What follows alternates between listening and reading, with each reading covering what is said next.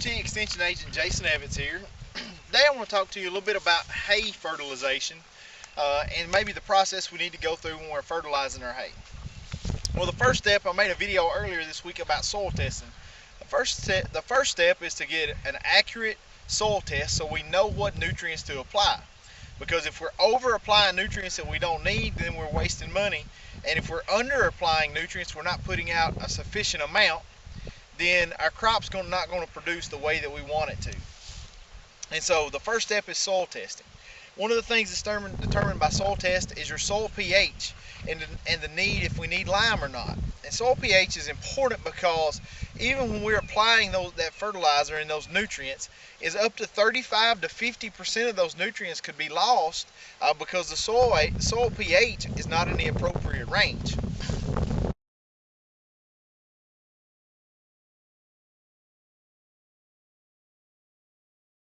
Well, what type of fertilizers are we applying? We're applying nitrogen, phosphorus, and potassium if they're needed. And so nitrogen is for the above ground growth, that green growth that we like to see. The potassium and potash most of the time is for the overall plant health, and then the phosphorus is for that root growth that's below ground.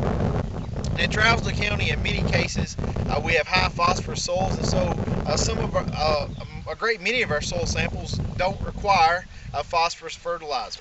The next thing is many times we can apply a fertilizer based on a soil test, but sometimes producers will only make one application.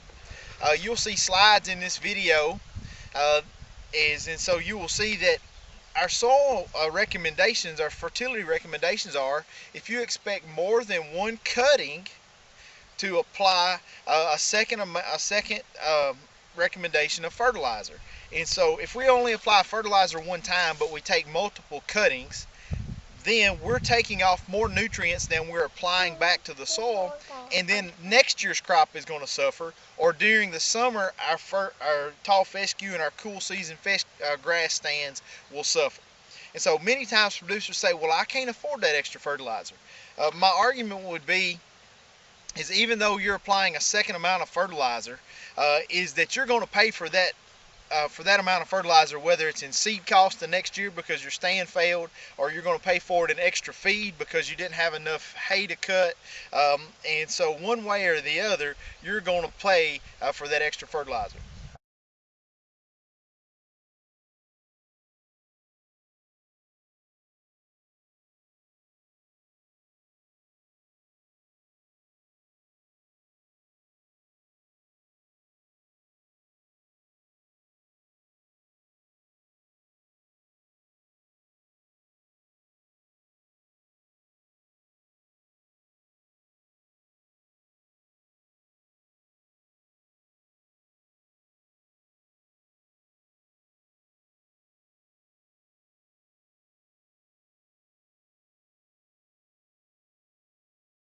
I'm out here in the hayfield today. As you can see, a tall piece of hay that we fertilized early, but we haven't cut it yet.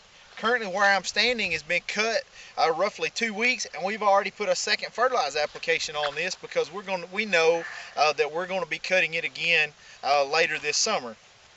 And so we try to maintain our fertility because we want to maintain that stand. Many times I hear farmers, well, I've had a good stand of fescue a few years ago, what's happened?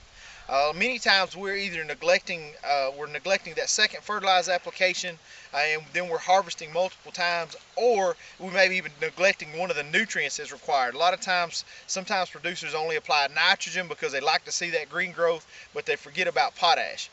And so we have to remember, with a hay crop, when we cut the nutrients off the top of the ground, we're hauling them to somewhere else to feed our cattle, and we have to replace those nutrients each year. And so one of the nutrients that we remove the most in a hay crop is the potassium or the potash. So we have to make sure that we keep our potash fertility up when we're fertilizing our hay crops.